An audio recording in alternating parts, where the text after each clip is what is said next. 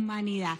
Y bueno, hoy día vamos a entrevistar a un gran escritor que además es una de esas personas. Yo siempre he dicho que la mejor manera de aprender la historia es a través de la literatura. De hecho, mi mejor profesor de la universidad fue uno que no nos mandaba a leer, un profesor de historia, Fernando Iwasaki, no sé si lo conoce, no nos mandaba a leer libros de historia, sino nos mandaba a leer literatura que correspondía a los periodos históricos que estaba enseñando. Nunca aprendí más en mi vida. Santiago Posteguillo, el autor que nos acompaña, hace lo inverso, coge la historia y la novela, la recrea, y tiene una trilogía fabulosa sobre la historia de Roma, que se basa en parte de la historia de Roma, y tiene libros sus dos últimos libros que básicamente se ocupan de la historia de los libros. Y eso es para cualquier ratón de biblioteca o para cualquier persona que anda en busca de nuevos títulos o de títulos antiguos que no conoció, un regalo. Así que, Santiago, gracias por acompañarnos y realmente felicitaciones. ¿Y qué tal trabajo monumental el que haces? Bueno, muchísimas gracias. Lo primero, estoy encantado de estar en Lima, en la Feria del Libro de Lima y en RPP. Y sí, la verdad es que, por un lado, he hecho mis novelas históricas sobre Roma, pero es verdad que siempre, como profesor de literatura que soy en la Universidad de Castellón, en España, siempre tengo ese interés y esa pasión por transmitir el interés por la lectura y por los libros, ¿no? De alguna forma digo que libros como El séptimo círculo del infierno, ¿no?, que es este libro de relatos Exacto. último, de alguna forma son un poco como son mis clases en la universidad, solo que al final no hay examen, ¿no? Y eso siempre relaja más. Esa es la parte simpática. Es sumamente interesante porque además solemos encontrar en la historia, por ejemplo, algo que es totalmente ajeno al material literario, porque así no lo enseñan en el colegio y en la universidad, cuando en realidad uno puede leer un libro tienen distintos niveles de lectura. Recuerdo mucho las crónicas, cuando yo tenía que leer las crónicas de los cronistas españoles que llegaban a América. Sí.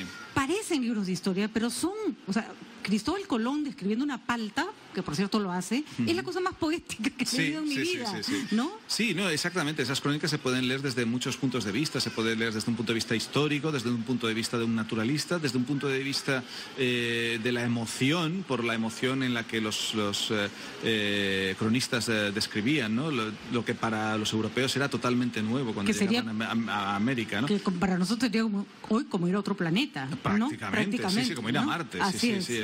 Hombre, el mundo pasó a ser el doble de grande. Así es. Que en ese sentido fue muy impresionante el descubrimiento de América. Y aquí esto intenta ser una especie también de descubrimiento, de descubrir, en este caso, escritores malditos y escritoras olvidadas, ¿no? Y ahí engancho con algo que estabais hablando antes en el programa. Que ha sido la constante del programa, ¿no? La constante de que a la mujer se la ha olvidado tanto, se la ha dejado de lado. Y aquí, pues, hay historias de 30 autores, son 15 escritores y 15 escritoras, ¿no? Y no me ha costado nada encontrar mujeres escritoras que merecían mucho la pena y que, sin embargo, apenas están referenciadas en los libros de historia de la literatura, ¿no? Y además, pues, aspectos que de pronto ni siquiera tenemos idea, ¿no? Todos lo que nos ha interesado la literatura, y hemos llevado, yo también estudié literatura en la universidad, y hemos llevado curso de literatura clásica. Safo es como la famosa piedra angular de la poesía, ¿no?, femenina, con contenido lésbico, etcétera, etcétera. Pero yo, por ejemplo, no tenía en mi mapa mental que el gran problema con la literatura de Safo es que desaparece por culpa de los griegos. No, los griegos no tenían ningún problema con Safo, no, al contrario, la admiraban enormemente. Así es. No, el problema lo encontramos con la Edad Media y la Inquisición y un papa que decide que hay que quemar todos los libros de Safo porque, pues eso, hablan de unos amores que en la Edad Media estaban totalmente proscritos, ¿no? Como era el amor entre dos mujeres, ¿no? Ahora, lo que pasa es que, bueno, la historia ha sido caprichosa y Safo se la ha ingeniado para que a través de pergaminos que incluso se han utilizado para embalsamar cadáveres en Egipto, van apareciéndonos todavía en el siglo XXI nuevos poemas de Safo que vamos rescatando del pasado. Y eso es lo increíble del libro de Santiago, como lo son todos sus libros, y es que en el dato curioso, en el dato escondido de la historia está la fascinación de lo que estás contando, lo que estás narrando, porque uno que vuelve a leer y dice, de verdad, de casualidad se encontró algo alguien con un poema. Sí, y de verdad. Sí, ¿no? un papiro que se utilizó para embalsamar a un cadáver y ahí cuando lo encuentran y lo desenvuelven y alguien dice, oye, esto está escrito en griego, ¿esto qué será? Y lo examina y dice, pues esto es un poema de Safo, ¿no? Entonces pues parece que es absolutamente casi alucinante, ¿no? La verdad es que la idea del séptimo círculo del infierno es desde la anécdota y lo misterioso y momentos críticos de la historia de escritores y de escritoras, llamar la atención al lector sobre esos escritores, pero para que cuando cierren el libro del séptimo círculo del infierno, lo que quieran es salir corriendo a buscar los libros de esos autores que han desfilado por el séptimo círculo. No, y además vuelves nobles historias que de primera vista no lo eran, ¿no? El hecho de que Horacio, por ejemplo, escapara de una batalla, se comportara como un cobarde, salvó a un gran poeta. Exactamente, sí, así es. Y claro, pero todos nos metemos con el pobre Horacio porque era escritor y escapó de la batalla. Pero también te menciono que de esa misma batalla huyó ¿quién? El emperador Augusto. Así es. El que iba a ser emperador. Pero entonces huyó de la batalla y lo que pasa es que la batalla la ganó para él Marco Antonio y entonces pues Marco Antonio recupera el poder y luego será Augusto el que se revolverá contra Marco Antonio. Pero también huyó el emperador Augusto. El emperador Augusto nadie se acuerda que huyó, pero todo el mundo dice, pero Horacio, el escritor, huyó de la batalla. Bueno, y Horacio podría escribir magníficos poemas. Y menos mal huyó, como tú concluyes en ese sí, se dice que el soldado que huye vale para otra batalla. Cuando un escritor huye, vale para escribir poemas. Bien huido. Entonces, Horacio, ¿cómo eliges los personajes? Porque el libro es riquísimo en la variedad de personajes y de épocas, de circunstancias. No hay una lógica, digamos, La lógica es que creo que todos estos escritores y escritoras merecen la pena ser leídos. Y la lógica era que hubiera variedad, porque eso también entretiene mucho. Entonces empezamos con la antigua Grecia, la antigua Roma, pasaremos por la Edad Media, el Renacimiento, siglo XIX, siglo XX, siglo XXI, ¿no? Y luego que hubiera distintas tradiciones literarias. No solo que hubiera autores que escriban en español o en inglés o en francés, sino que hubiera también de tradiciones literarias que un lector occidental habitualmente no suele visitar, como por ejemplo literatura africana o literatura del Caribe, que tanto tienen que contarnos, o literatura de China o de la India, ¿no? Y que sin embargo no solemos visitar y sin embargo tanto nos pueden comunicar. Hay una vocación lindísima en este tipo de libros. Que me hace recordar a una conversación que tenía más temprano con otras personas que Internet facilita, por ejemplo, ¿no? No solo lo importante es lo que uno puede consumir o lo que uno puede conocer, sino lo que uno puede compartir. Y en este libro, Santiago, hay una voluntad de compartir, de compartir lo que a ti particularmente te ha llamado la atención y ha despertado tu curiosidad en tu vida como profesor, como escritor, ¿no? Exacto. Sí, por ejemplo, una historia como la de Buchi Emecheta, una escritora africana que la gente normalmente en el mundo occidental no conocemos, pero resulta que es una mujer que la casan con 15 o 16 años, va a Inglaterra.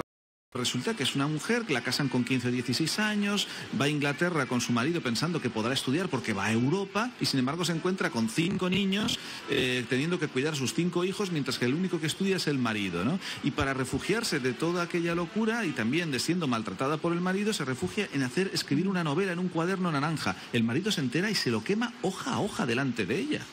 Entonces, ¿y cómo ella se recompone? Abandona el mequetrefe ese de marido imbécil que tiene, ¿no? Estudia una carrera, saca adelante a los niños, llegará hasta doctorarse, se transforma en una de las grandes escritoras de África y encima reconstruye página a página aquella novela primera que le quemó su marido. Y bueno, se transforma en la gran escritora africana, Buchi Emecheta, y encima habla de los problemas de la mujer en África, que son totalmente universales con los problemas de la mujer con respecto a la desigualdad en cualquier otra parte del mundo. Y me gusta acabar ese capítulo diciendo, y de su marido no sabemos nada ni nos importa.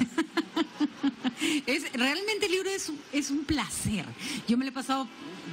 Yo siempre me la paso rayando todos los libros que al final eso es para que no me los roben ni me los saquen de mi biblioteca porque... Hay algunos que piensan que eso es un sacrilegio, pero yo estoy contigo. Yo mis libros, sobre todo los que utilizo de documentación para las novelas, están todos subrayados, marcados, con anotaciones al margen y todo. Pero para mí, Santiago, un libro sin marcar, sin rayar, sin comentarios al margen, es un libro que no quieres, que no has querido. A mí me ha pasado a veces algún desastre de perder un libro que yo he leído y he subrayado para documentación, y claro, lo puedo comprar comprar otro, pero no está marcado ya por mí, entonces tengo que volver a leerlo y otra vez hacerlo todo. Eso es como cuando alguien bota tu pijama vieja y y te tienes que comprar una nueva. Es igualita, pero no es la igual. Misma, pero no es igual. Y hay historias magníficas. ¿Cómo sabemos hoy la historia de Marco Polo?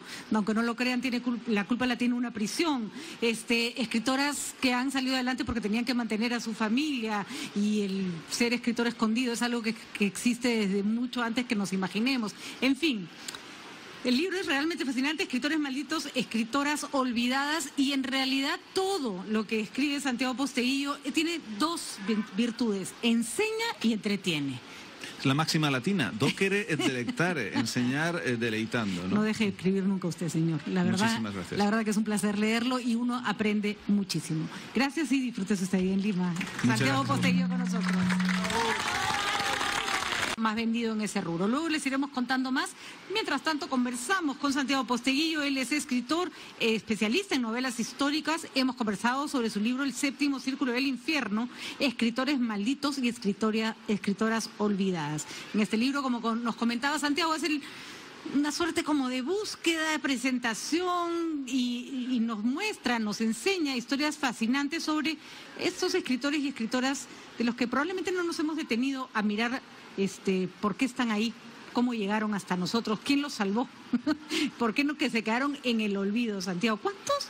Yo me pregunto, por ejemplo, cuando uno piensa en el incendio de la Biblioteca de Alejandría, ¿no? No se sabe muy bien por qué se incendió, pero ¿cuánto se tiene que haber perdido en un evento como ese? Mucho, ¿no? Fíjate, para que te hagas una idea, en las 27, 29 bibliotecas que había en la antigua Roma en época imperial, se ha perdido el 95% de lo que había allí escrito. Solo nos ha llegado el 5%. Lo que pasa es que los romanos escribieron tanto que ese 5% da para bastante, ¿no? Claro, estamos hablando de una época en que no había imprenta, todo era a mano, y por lo tanto de un libro podía haber un ejemplar, ¿no? Un ejemplar, no, se hacían copias, los famosos copistas. Los famosos copistas, pero era caro, el que lo encargaba pues tenía que ser un senador romano, alguien con cierta capacidad económica para poderte contratar a una persona que estuviera pues 2-3 meses copiando un libro, ¿no?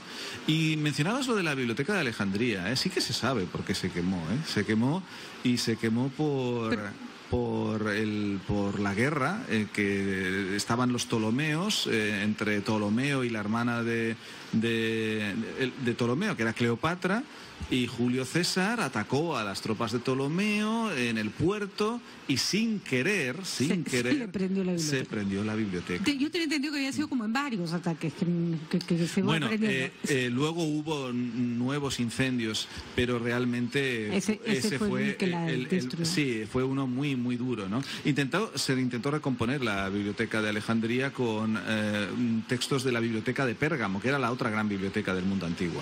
Bueno, de hecho hay hoy día una biblioteca construida por la UNESCO en honor a la biblioteca de Alejandría. Exactamente, ¿no? La imprenta es una gran manera de conservar ya ni se diga el soporte digital. Ya creo que ya no desaparecerá ningún libro nunca más si está en soporte digital, ¿no? Pero ¿quieres que te cuente una cosa curiosa de la Biblioteca de Alejandría que cuento en otro libro de estos de relatos, en La noche en que Frankenstein leyó el Quijote?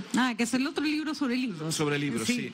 Pues mira, si cogemos ahora nuestro teléfono móvil y queremos buscar un contacto, ¿verdad? Todo lo tenemos ordenado por orden alfabético. Así es. Y el orden alfabético se utiliza a veces para ordenar los libros en las librerías, ¿verdad? El orden alfabético utiliza en nuestras fichas de médicas. El orden alfabético está en todo. Pero ¿a quién se le ocurrió que el orden alfabético era interesante para archivar datos o archivar documentos? Pues se le ocurrió ni nada más ni nada menos que al primer bibliotecario de la Biblioteca de Alejandría. Mira tú. Un tal Cenodoto, que había estado traduciendo. Cenodoto lo que quería era poder organizar unos textos que iban sobre una tal Ilíada y Odisea, textos de Homero que él pensaba que eran interesantes recuperar, ¿no? Pero incluso para él eran textos en un griego más arcaico, y se hizo un glosario y lo ordenó por orden alfabético. Y cuando le encomendaron ordenar los textos, el faraón le dijo: tío, quiero que me ordenes una biblioteca nueva. Las bibliotecas tenían normalmente 500 papiros, no más, pero cuando encontró que había reunido el faraón 1.000.000 de papiros, dijo: esto habrá que organizarlo de alguna forma, y se acordó de su glosario y dijo: a que lo vamos a ordenar todo en orden alfabético. Y desde entonces hasta nuestros teléfonos móviles, por Cenodoto, utilizamos el orden alfabético.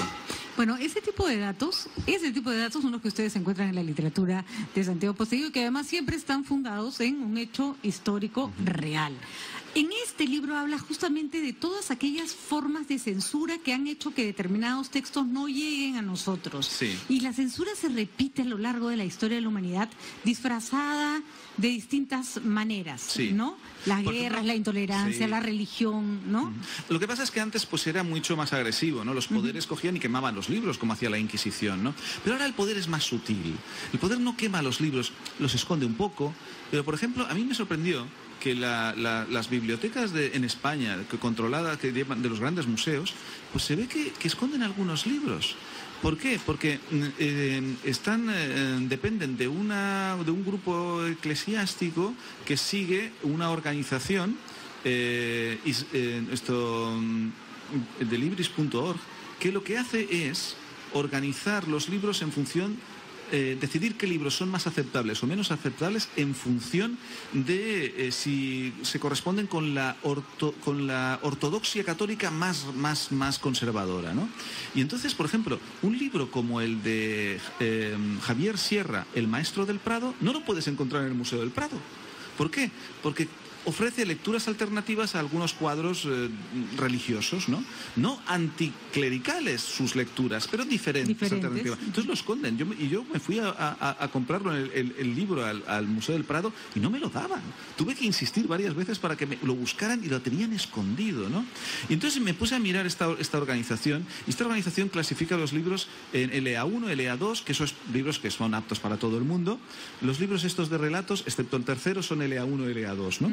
Pero luego vi que mis novelas, luego está LB1, LB2, LB3 y luego LC1, LC2 y LC3, que es lo peor, ¿no?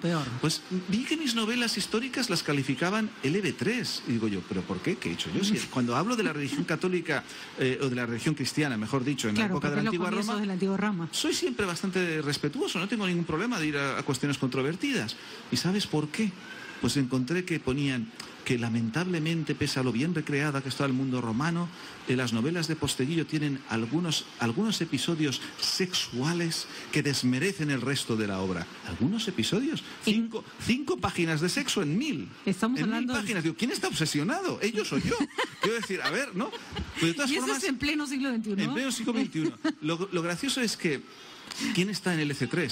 Pues está Nabokov o está Philip Roth. Claro. Así que me he propuesto en mi siguiente novela histórica ser lo suficientemente banal o lo que haga falta para llegar a ser LC3.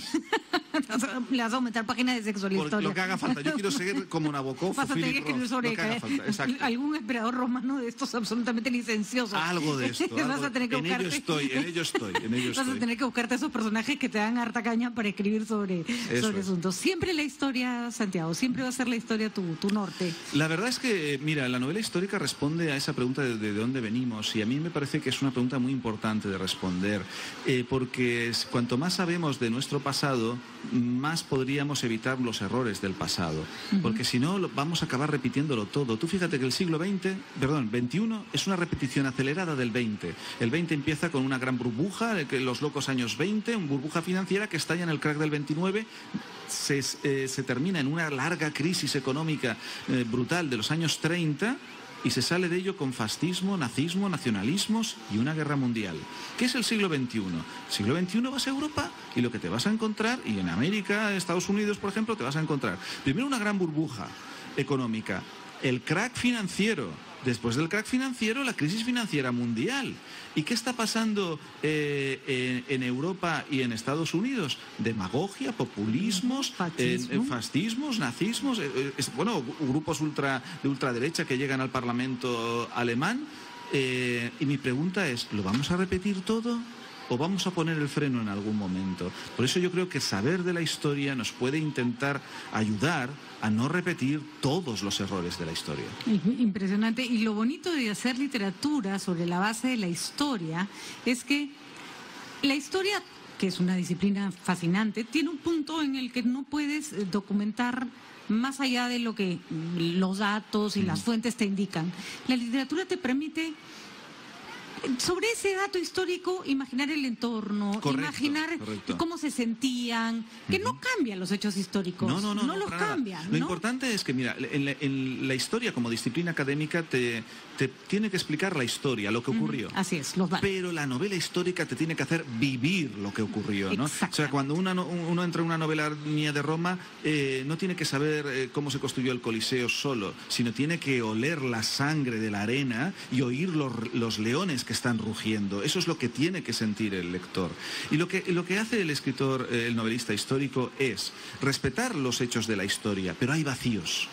Trajano entra en una batalla, sabemos si gana o si pierde. Lo que no sabemos, porque no está grabado en ningún lado, qué conversación tuvo con sus generales la noche anterior. Y ahí esa es la gran oportunidad del escritor, para crear el personaje, para humanizarlo desde los datos que se conocen. Y por eso es literatura, pero es literatura con contenido histórico. Sí, sí. Yo siempre me gusta que un lector que entra en una novela mía tenga la doble sensación positiva de, caramba, me lo he pasado muy bien, porque siempre procuro que sean muy entretenidas las novelas, pero además tengo la sensación de que he aprendido historia. Ni la mejor serie de Netflix, le juro. Se pueden leer el libro de Santiago Posteguillo, cuando los terminen van a sentir que aprendieron algo y eso, que pasaron un gran momento. Así que, nada, a leer novela histórica y sobre todo inculcárselas a los jóvenes. Es uno de los públicos que a mí me parecen más interesantes para incursionar en la novela histórica. La verdad es que estoy muy contento porque mis novelas son como muy transversales o intergeneracionales. Tengo lectores desde 10 años hasta 98, son mis dos récords, pero tengo mucho lector joven. En una biblioteca en España, el bibliotecario me dijo, es la primera vez en una conferencia que daba yo allí, que veo en la biblioteca, en una conferencia, porque dice, sí, gente joven entra para los ordenadores y tal, pero es la primera vez que viene gente joven a una conferencia, y era por una conferencia que daba yo sobre novela histórica. Muy bien, estoy segura. Vas a leerte para comprender cuál puede ser el interés que los jóvenes encuentran en tu literatura. Santiago Posteguillo, El séptimo círculo del infierno, escritores malditos, escritoras olvidadas, es el título que hemos estado comentando, pero ya les decimos, están sus otros títulos en la feria, no deje de leerlo. Gracias, Santiago, y nada, a seguir escribiendo, por favor. Muchísimas gracias.